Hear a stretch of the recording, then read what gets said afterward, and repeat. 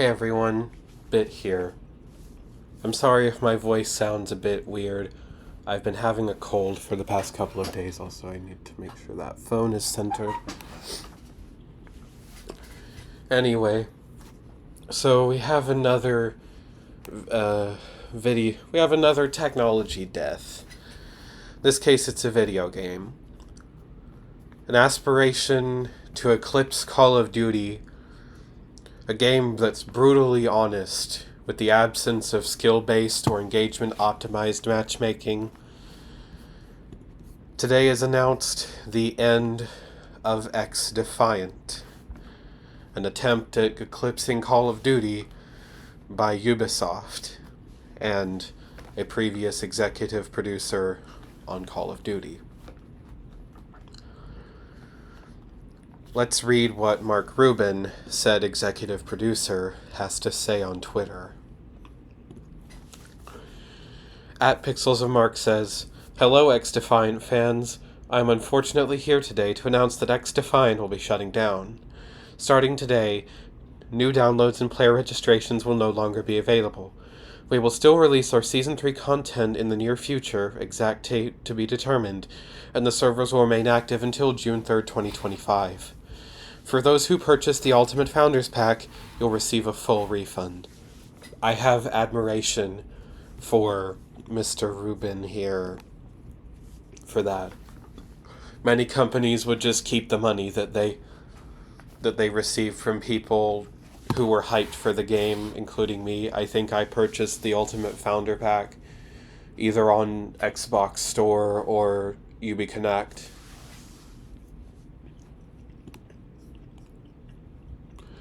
And also anyone who made a purchase in the last month will receive a refund. Sorry for the constant desktop switching. Also hide those windows. No, I don't want to upgrade to premium. Those refunds should happen automatically within 8 weeks of today, and you can find more details on our official website, xdefiant.com. A few years ago, Ubisoft and the San Francisco dev team embarked on a bold adventure to develop a new arcade shooter called XDefiant. It was from the start incredible challenge. Not only were we trying to shake up the genre by removing skill-based matchmaking while bringing back a more old-school arcade shooter experience, but we were also diving into the high-risk, high-reward realm of free-to-play. I also applaud them for trying to make a free-to-play game. I know Activision makes Warzone, but that's a battle royale experience, not a multiplayer experience. This is like the first multiplayer shooter experience that's free to play, aside from some like indie niche games like Splitgate. I would totally recommend trying Splitgate if you were an XDefiant player. I may be playing Splitgate again because I've played it a few times. And also they're working on Splitgate 2. Next. And for that I want to applaud not only the dev team, but also Ubisoft leadership for taking that chance. Yes, it seems like at this point, Ubisoft is more admirable than Activision and EA. Because, like, at least Apex Legends has some multiplayer stuff, but sometimes Apex Legends has been plagued by EA's want to have monetization everywhere.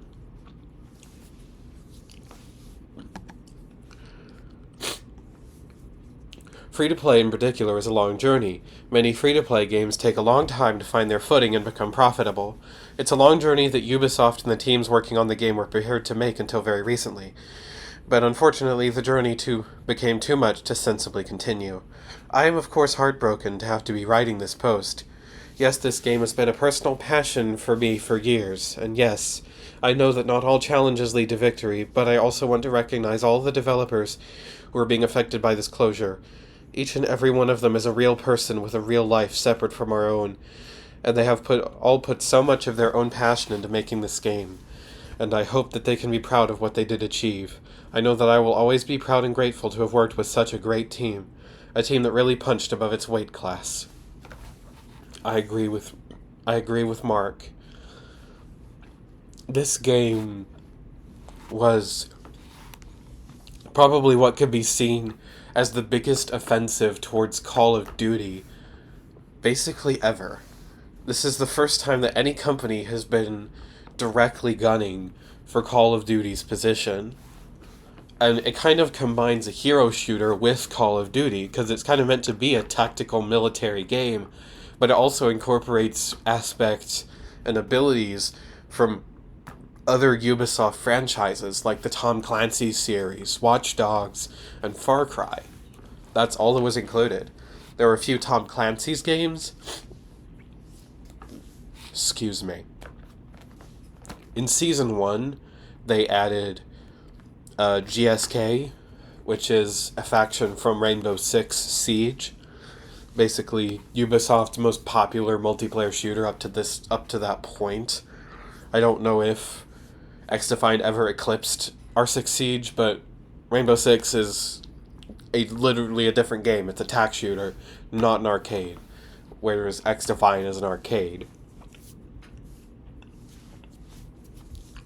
Basically, Rainbow Six falls in line with something like Counter-Strike or Valorant more than Call of Duty.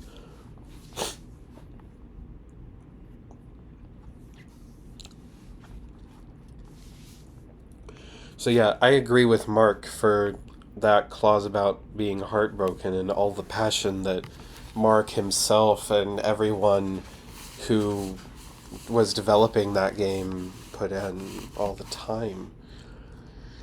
Next paragraph. And what they achieved is truly remarkable. The early response from players when XDefiant launched was amazing. We broke internal records for the fastest game to surpass 5 million users. Then in the end we had over 15 million players play our game. That is something to be extremely proud of, especially considering how tough this genre is. So thank you to all of the developers who put their passion into making this game. Yes, I applaud Mark and everyone at Ubisoft who is responsible for this, because it was a good game. Albeit hard, it was a good game. It bucked the trend, making a game that's designed to be brutally honest before catering to players. Unlike what Call of Duty has been doing recently, with skill-based / engagement-optimized matchmaking, and all kinds of weird rigging inside the game, just to cater to casuals, while ruining the experience for long-term veterans of the series. I only started in Modern Warfare 2 2022, so I started in the crap era of COD.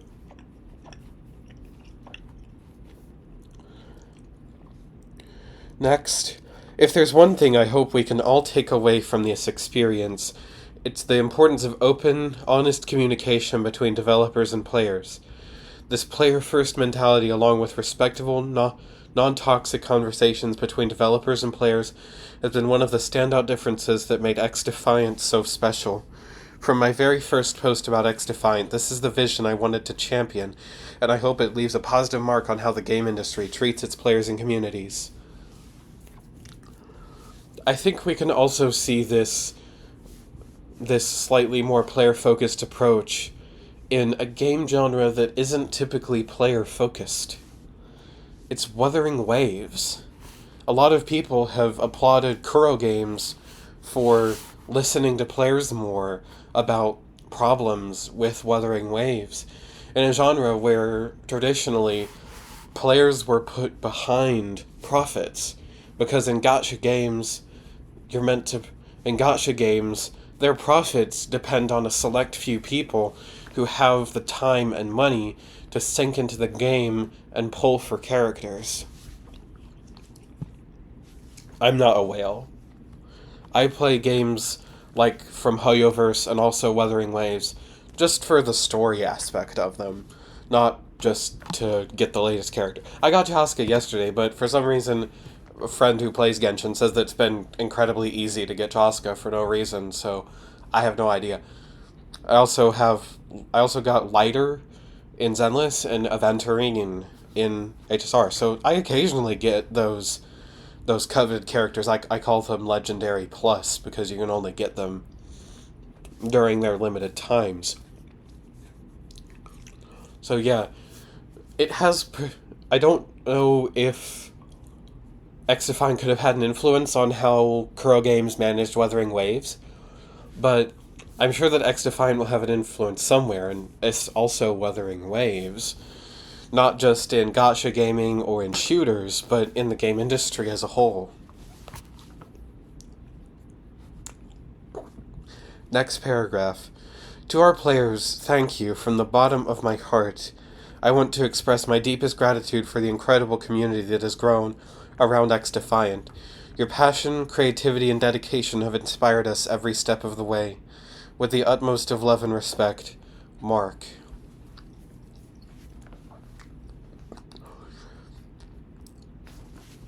So, yeah, it's sad to see this game go. And you can see one of the game's biggest people, one of the game's biggest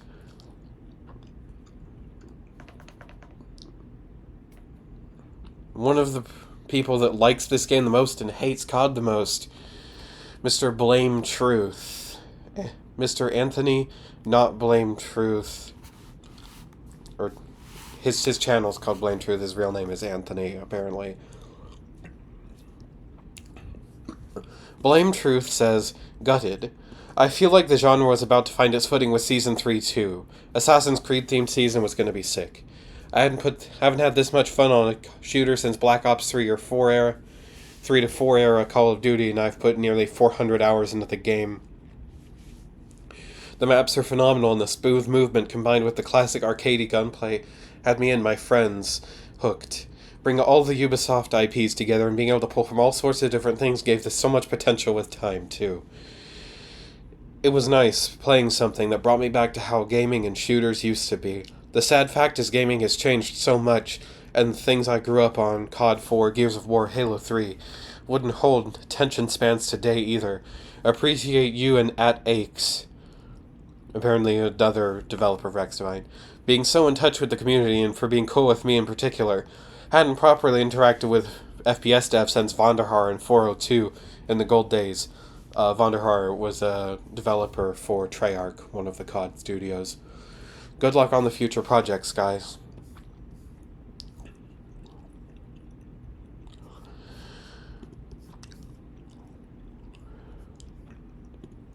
My friend Yoshi also had something to say to Mark. Sadly, I can't reply to Mark because my Twitter account is, you could see down there, my Twitter account is on private because of the recent dysfunctional block button. The change to make the block button where when you block someone they can still see your post if your profile is on public, so I put my profile on private.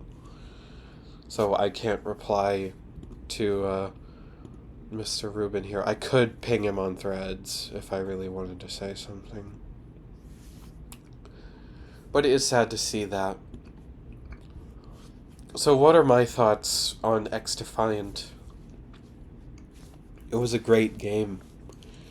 I bought the Ultimate Founders Pack. I'm glad that they're going to be giving refunds for that.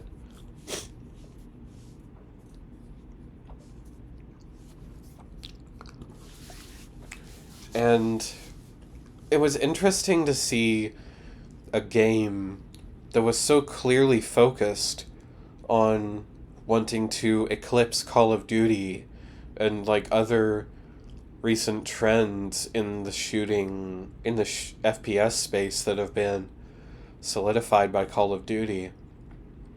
It was trying to be a modern, basically a modern game inspired by classic games.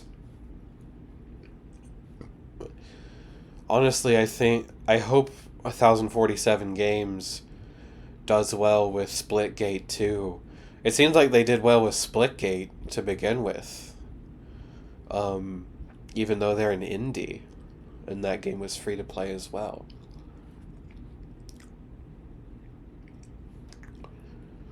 Honestly, I hope there's another company that's almost as big as Ubisoft, or even bigger than Ubisoft, that can try to pursue this idea again.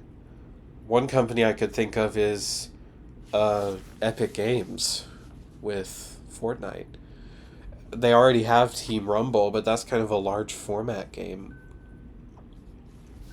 Honestly, I think that Epic Games should try to come out with some sort, even if it isn't integrated into the Fortnite ecosystem, Epic Games should try to come out with some sort of classic arcade shooter experience.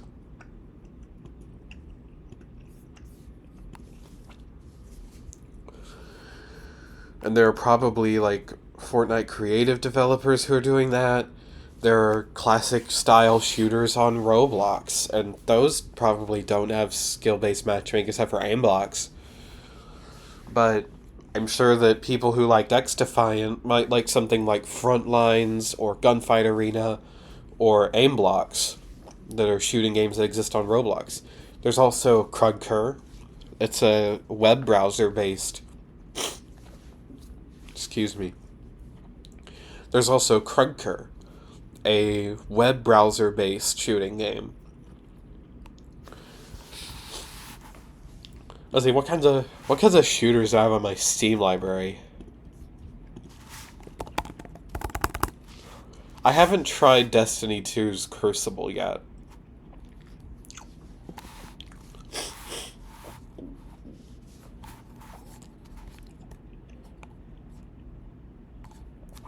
I mostly play Destiny 2 for some of the story of that game.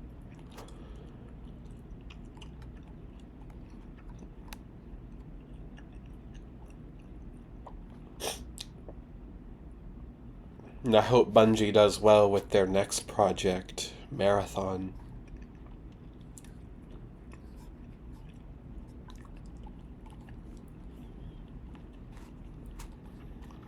What am I looking for? Steampowered.com. I know I have Steam installed on my MacBook, but I don't fancy opening it right now. See, can I find my library? See, my games. There's Combat Master. I'm surprised that, like, what kind of stats have there been on Combat Master?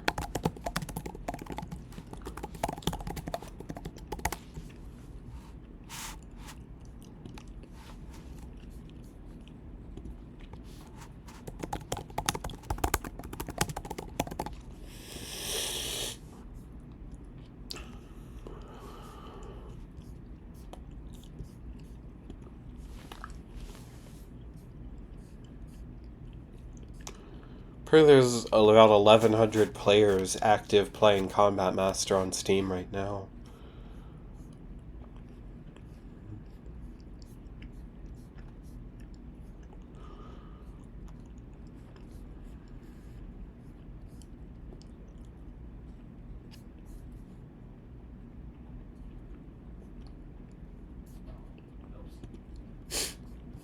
There's also Overwatch 2. I think that game has SPM. I don't know.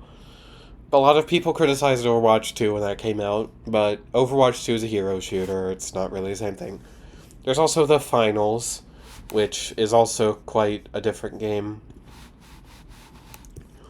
Apex Legends has some multiplayer aspects. Some people might like playing Apex. There's Rogue Company. I don't know, like...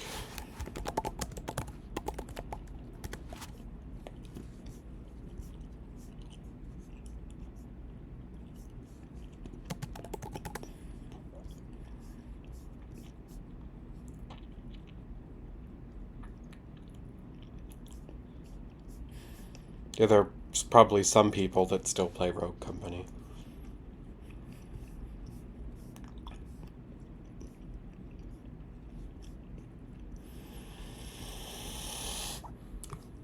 I don't know how Blue Drake has been doing with his game, Operation Harsh Doorstop, but that game's based on a server browser, And a lot of people don't really like server browser based games because it's not just one click to go.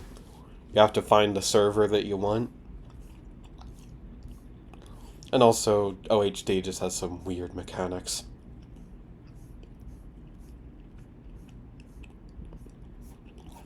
See, I don't know how many other like arcade style shooters are out there. There's some on Roblox, there's Crunker on the web, there's a few on Steam. So yeah, there's not really much that's the same as XDefiant. Probably Combat Master is the only one that I have to see if people think that CM has skill-based matchmaking in it.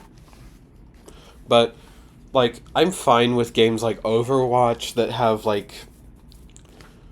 uh like light to medium skill-based matchmaking, not the extreme polarized skill bracketing and rigging that current Call of Duty has. Because probably right now, if I was playing BO6, I'm kind of like being protected by BO6 and also being like fed random wins and losses to try to keep me around a 1 win loss. And also 1 KD. Basically, they want everyone to be a 1 KD and a 1 win loss, according to some people. I don't know how to verify it myself.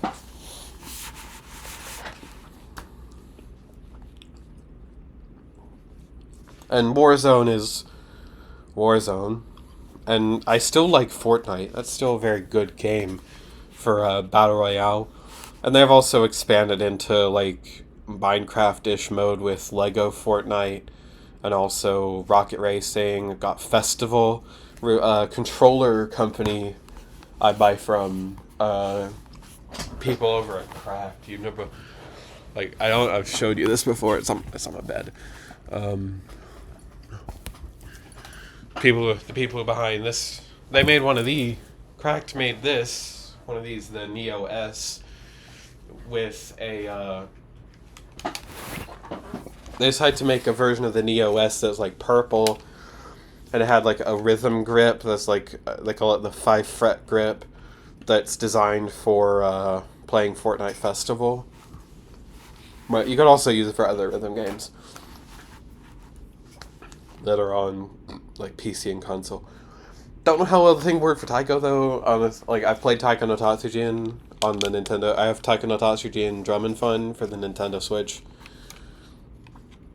and I've played that. So I've also played O2, but that one involves mouse movement or a touch screen. I'm glad that Osu released Laser, which is I'm getting off topic. So I've been sitting here for about 23 minutes.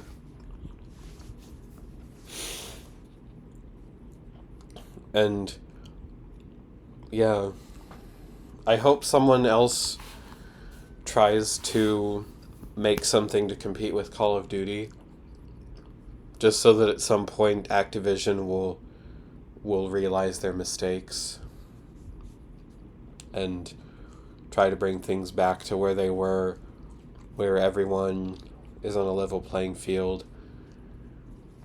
Because honestly, a game shouldn't be designed to protect you. It should be designed to help you get better. Which is what these lighter skill-based matchmaking systems do. They'll occasionally put you against higher skilled players so that you can, if you beat them, then you've gotten better. Whereas in Call of Duty, they try to keep it very strict, and so people don't get better. And when people start doing things like using 2-boxes and those VPNs or whatever, people just start mass reporting in those low lobbies, because seeing performance like that is unheard to them. And then you end up with people being in Call of Duty's weird shadow ban system. So we need competition in the shooter space to turn things around. And also just more developers that are willing to listen. Nintendo, I've been a Nintendo player forever. I was born in the mid 2000s, and so the first console I played was the Nintendo Wii. So I've been a Nintendo person ever since I I've been Nintendo person since childhood. I own the best current Nintendo Switch console, the Switch OLED. Uh, and Splatoon is a very good game. Like if you want a shooter that doesn't feel like a shooter, I would I would recommend, if you have a Switch, to go get Splatoon 3, even though that game is currently in its dormant cycle. Or get whatever if Splatoon 4 comes out on the Switch 2, or whatever Nintendo gonna call their next console. Also, don't mind the echo back there, just showing random news stories. So, that's pretty much all I have to say. Thanks for watching, and I'll see you next time. I just didn't think that something like this deserved only a blog post. So, here we are making a video. Anyway, goodbye.